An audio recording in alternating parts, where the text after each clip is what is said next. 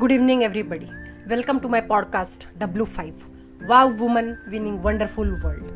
Friends, nowadays changing everyday WhatsApp status for that having ample photos is very common and trendy.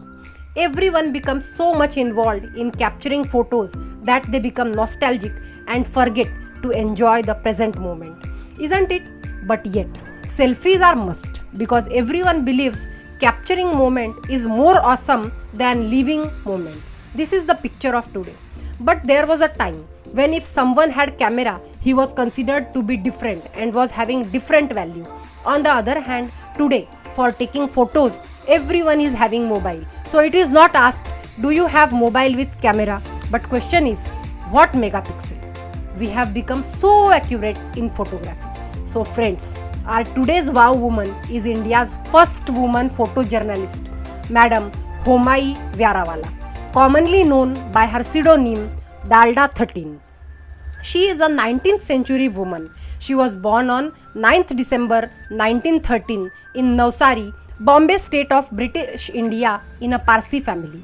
She was amongst first woman in India to join a mainstream publication. Friends, being first is a credit. But credit comes with struggle and hard work because every first leaves behind footprints for others to walk away.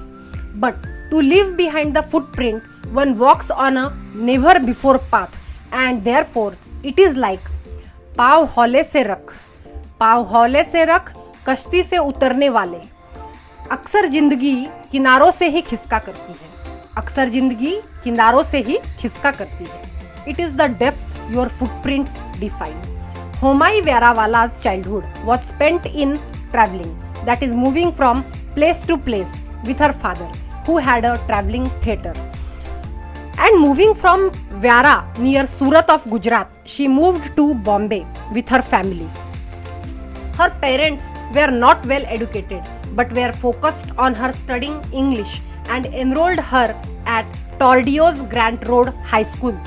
She had to travel long miles to school due to family's low financial situation. She was the only girl child from her class who finished her matriculation. She further earned bachelor's degree in economics from St. Xavier's College, but she was very much interested in photography, and so she wanted to start her career in that. She was also the student of JJ School of Arts. She started her career in 1930s at the onset of World War II for Mumbai-based The Illustrated Weekly of India magazine, where many of her most admired black and white images were published. Initially, she used to publish it under the name MJV, the initials of her husband, and later on under pseudonym Dalda 13. It was anonymity she sought, but a means to navigate her way through a time when most women were relegated to home while she was busy fighting batteries of men in her crisp khadi sari with a camera around her neck to get a perfect shot. She says, I have never asked anyone to pose me. I don't like it because the moment the subjects know that they are photographed, a change comes over their countenance. The whole atmosphere changes. The body becomes stiff, eyes open up a bit, which is not natural. When you take a picture, it's always in a split second. You either take it or miss, and that must be the right moment. Very true words of Homai, which means in Persia, well proportioned. Very much suitable name for Vyarawalla. She used her pseudonym as Dalda 13 because she has an affinity for the number 13. She was born in 1913, married at the stage 13, and her first car was a 1955 Fiat having number 1100 DLD 13, hence the name Dalda 13. At that time, when she was emerging photojournalist, people were rather orthodox. So they didn't want the woman folk to be moving around all over the place, and when they used to see her in sari with camera, people used to find it a very strange sight. In the beginning, people used to feel she was fooling around with camera and just doing show off or so. So she was not taken seriously. So she used to publish it in pseudonym. But since she was not taken seriously, she was also having advantage of it. And so she could go to the sensitive areas also to take the pictures and nobody could stop her. So she was able to get the best pictures. Only the pictures got published, people realized how seriously she was working for the place. She fell into photography as swiftly and accidentally as she fell in love with Manekshaw at a railway station at the age 13. What started off as mentor-mentee relationship soon transitioned into one of the partners who taught themselves through tips picked up in the photography journal and old Kodak pamphlets. Both her personal and professional life was so inextricably linked with him that it is no wonder that she retired from photography and became a recluse once her husband passed away. Actually, her photography received notice at national level when, particularly after moving to Delhi in 1942, she joined the BIS, British Information Services. It was the part of growing trend of making information films at that time. So she photographed fisherwomen, agricultural labor, documented processes of cotton ginning, toddy tapping and brickmaking. She was very clear from very beginning about what type of photographer she was not. Her ethnographic fashion, from horse-driven tram's car and glittering streets to the city's festival and daily work activities of its diverse residents. This was also a time when photographs were starting to be seen as the means of information. The information that photographs can give starts to seem very important at that moment in cultural history when everyone ought to have a right to something called news.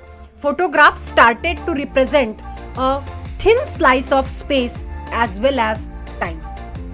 As a press photographer, she recorded many political and national leaders like Gandhiji, Nehru, Jinnah, Indira Gandhi.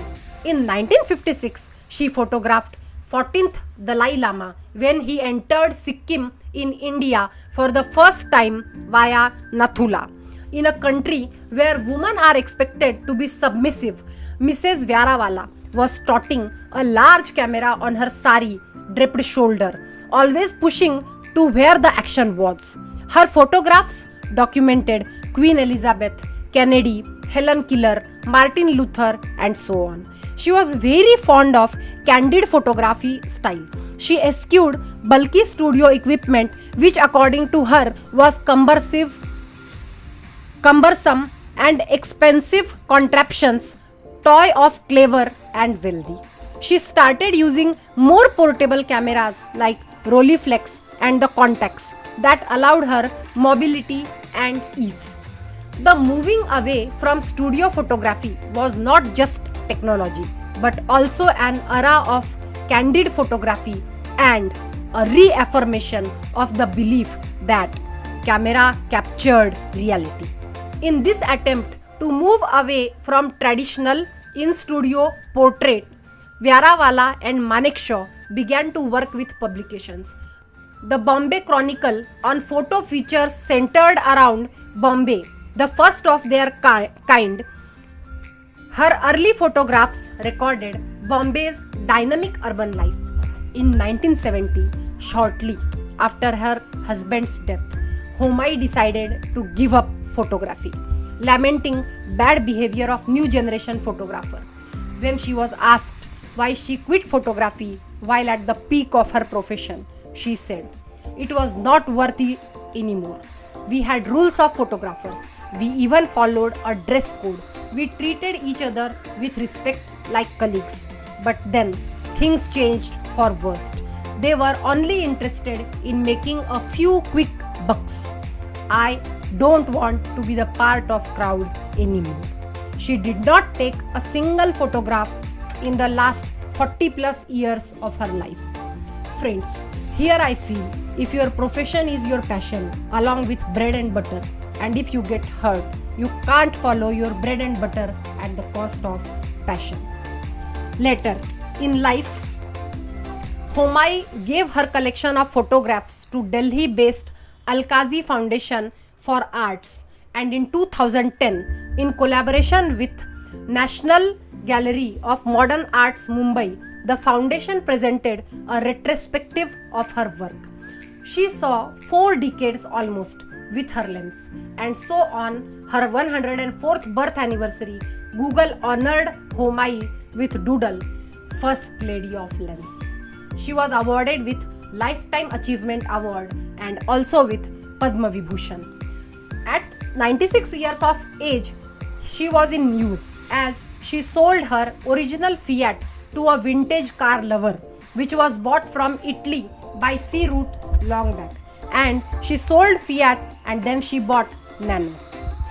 In today's smartphone age, when everyone has a camera, Instagram, filters, and editing apps, it is perhaps hard to imagine the pains Homai Vyarawalla took to develop her technical craft. But considering both the omnipresence of the photographic image and suspicion for anyone with camera, she represents a simpler time where photojournalism was a noble profession that sought the pursuit of truth. Really, a wonderful wow woman. पसीने की स्याही से जो लिखते हैं, पसीने की स्याही से जो लिखते हैं अपने इरादों को, उनके मुकद्दर के पन्ने कभी कोरे नहीं हुआ करते. Meet you tomorrow with next wow woman. Till then, keep smiling, be happy, bye bye.